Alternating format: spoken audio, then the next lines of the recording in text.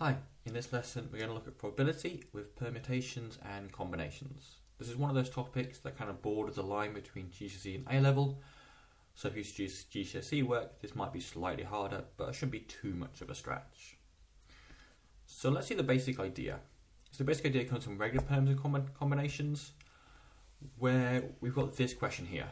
So how many ways can Fred order or organise 2 penguins and 3 seals? The important part here is that the 2 penguins are identical, so if I swap these two about, it's the same order, and so are all my 3 seals. If I swap any combination of seals around, it's still the same order. So this we kind of work out as like an extension of what we've done before. First of all, we will just work out any order. So to put them in any random order, I first have 5 choices, then 4 choices, then 3 choices, then 2 choices, and then 1 choice. Or 5 factorial choices.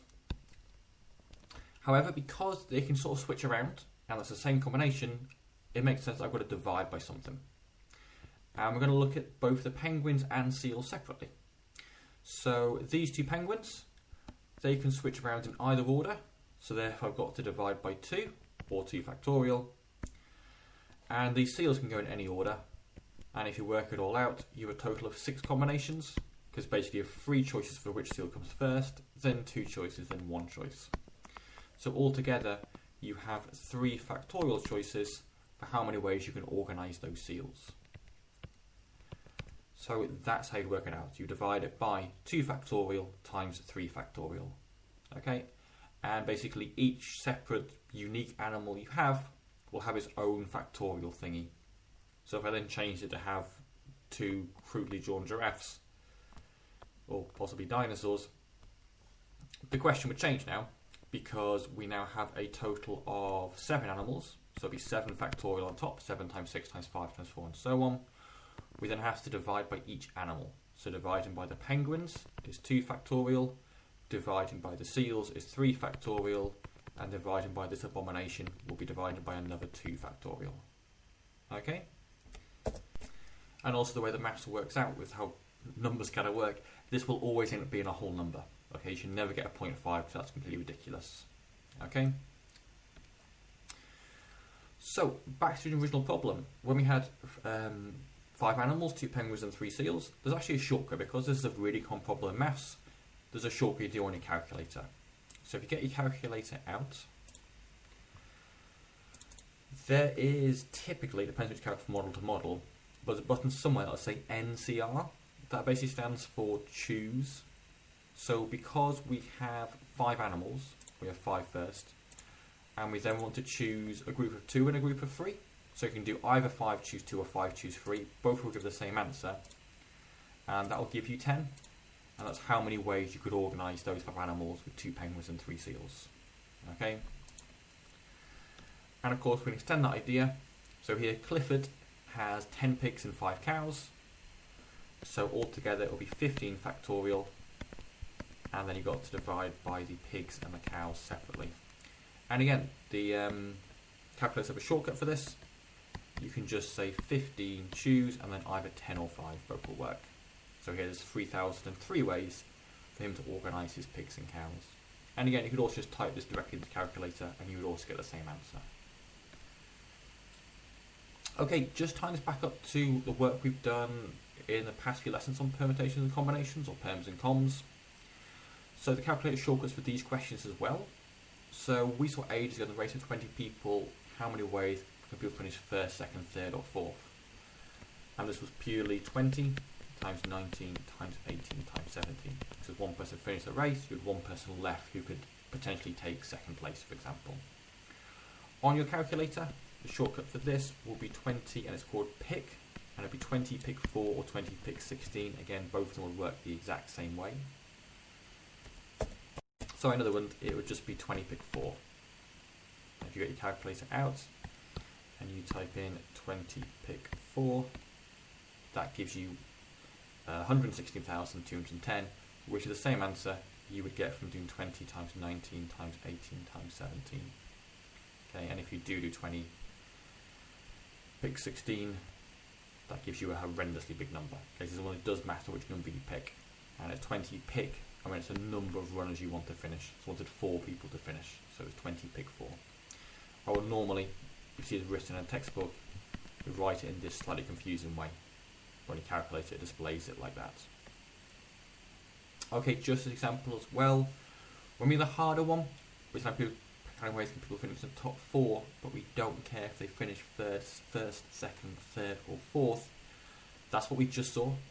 All you do is just do 20 choose 4, or 20 choose 16 in this case. And again, that will look like this on your calculator.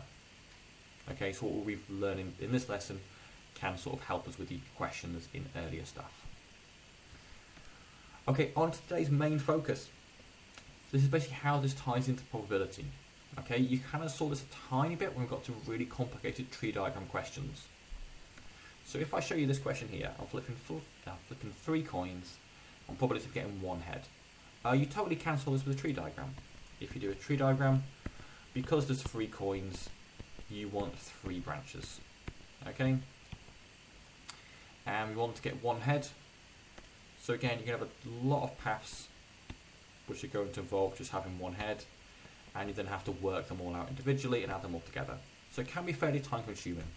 There is a shortcut to do with permutations and combinations we're going to look at now. What we're going to do, we're just going to work out how could we work out any one probability of getting 1 head. So for example, I could have head, tail, tail. So any combination where you get your desired result of 1 head. This would have a probability of a half times a half times a half, or 1 over 8. We're then going to multiply that by the number of ways we could have 1 head and 2 tails. So let's use the notation we've just seen. I've got 3 choices, so it's going to be 3 factorial. So it's 3 choices for the first coin, 2 choices for the second, and 1 choice for the third. And then I need to divide it. Because these 2 tails can come in either way, I have to divide by 2 factorial. And it's supposed to be proper. This head can go in only one position, so we can also divide by 1 factorial, but that is just 1. Okay? So this number here will tell you how many ways you could organise 3 coins to get 1 head and 2 tails. If you type that in, that comes out as 3. So there are 3 different ways to organise this. And in fact, quite easy to see. These are your 3 ways to organise 2 tails and 1 head. Okay, well basically the head just moves around. So therefore the odds of getting 1 success was 1 over 8. There are 3 different ways to get a success. So you have basically to times those together, and the overall probability of getting 1 head would be 3 out of 8. Okay? For this example, that was probably only just worth the extra effort of using this new maths. But if we make it slightly harder, so here I flip 5 coins and get 1 head, this becomes a lot more useful. Because again, a tree diagram with 5 branches is very unwieldy. So let's just have one example. That's our first step. We work out any one example where we're going to have 1 head and 4 tails. So that'll be head, tails, tails, tails, tails. Each of those is a half, so it's just going to be a half to the power of 5, which is 1 over 32. We then want to work out how many ways we can organise 5 coins to get 1 head and 4 tails. That's just like our elephant and seals problem. That'll be 5 factorial over 1 factorial for the heads times 4 factorial for the tails. Work that out, that comes out as 5. And again, you've also got the button 5 choose 1 in your calculator. That'll also work for you. So each success has odds of 1 over 32, and there are 5 different ways to succeed. So you times those 2 numbers together, your overall probability is going to be 5 over 32. Okay, let's see one more example like that. So flipping 5 coins, now I want to get 2 heads. Okay, so it's getting a tiny bit more complicated. Same idea though. We want one example. That is going to be heads, heads, tails, tails, tails. Here, each of those probabilities is going to be a half, so the probability of getting that will be 1 half to the 5, which is still 1 over 32. Now we're going to work out how many ways or how many combinations can we get 2 heads and 3 tails. And again, this is the exact same problem we saw right at the start with our penguins and seals. And we worked out there, 5 choose 2 is 10. There were 10 ways to organise 2 penguins and 3 seals. this is the exact same problem. There are going to be 10 ways to organise 2 heads and 3 tails. Again, 5 factorial over 2 factorial times 3 factorial. So combining those two together, the odds of getting 2 heads and 3 tails will be 10 over 32, or if we want, simplified down to 5 over 16. Okay, this bit of maths is called binomial distribution. Okay, I'm just going to finish up with a couple of hard examples where the probabilities aren't always the same. So here, I'm going to roll 5 dice, and I know what the odds that amongst those 5 dice, I'm going to get exactly 2 sixes. So 2 sixes, and then 3 numbers that aren't a 6. So let's work out one example of how this could happen to get our first probability. So I'm going to say I want to get a 6, and I'm just going to say anything that's not a 6, so let's call it an X for the time being. Odds of getting a 6 is 1 out of 6. Odds of not getting a 6 will be 5 out of 6. So here, using indices can really help make things a bit cleaner. I basically got 1 6 squared times 5 6 cubed. And I'll work that out later on the calculator. I'm now going to work out how many ways. So how many ways could I organise 2 6s and 3 non-6s? And again, because I don't care what number this is, it doesn't matter if they're 1, 2, 3, 4 or 5, as long as they're not a 6, I can switch them around. So I only want to get 2 6s, I don't care what the other numbers are.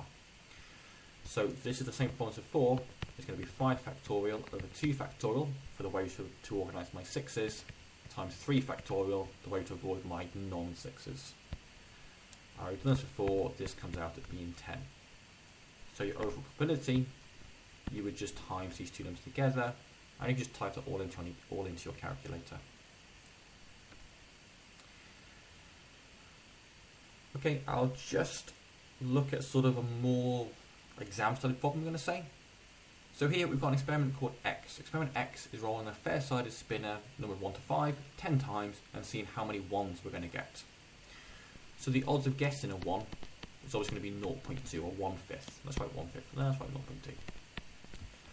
We've now got 3 questions. Just to explain the notation. So probability of X equals 2 is basically saying what's the odds that I get exactly 2 1s out of 10. And probability X equals 7, what's also getting 7 1s out of 10. Probability of X is less than 3 is also getting less than 3 1s altogether. So let's work each of these out. So for this one, we need to work out one way we could possibly get 2 1s and 8 not 1s.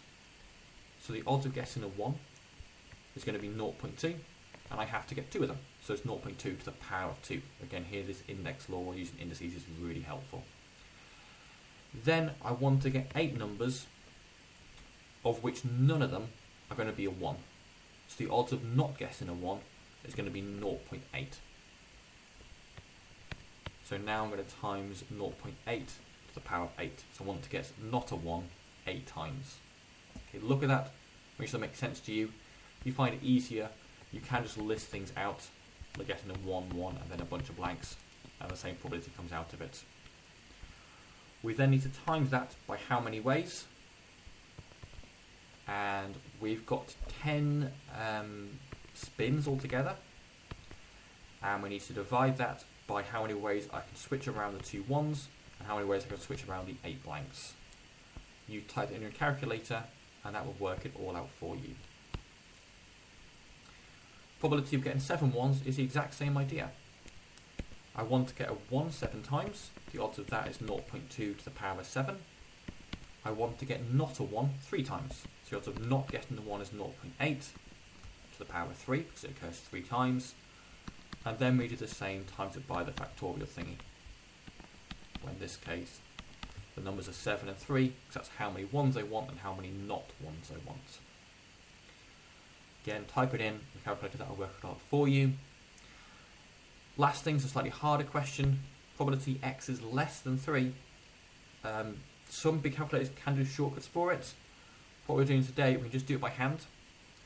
If I want to get less than 3 1s, that means my only choices is either to get 0, 1 or 2 1s. So the only numbers I can get which is less than 3. Remember, less than 3 does not include 3 itself. what you'd have to do is you'd have to work out all these three cases individually. So for 0, you would have basically 0.2 to the 10, and if you want, you can include 0.8 to the 0 for 10 ones, and also going around. I want no ones, and I want 10 not a ones. So it looks like this. Remember, this is always 1, so you can always ignore it if you want to. And you then times that by how many ways that can happen. That would be 10 factorial over 0 factorial times 10 factorial. And again, 0 factorial is 1, so you can ignore it. And then do the same thing for the other two numbers. So here I want 1, 1, and I want 9 not ones. And then times it by the factorial thingy when I divide by my 2 powers. And then for 2, we actually worked out over here already, you would then work out all those 3 and add them all together. Okay, I hope that made sense, and thanks for listening.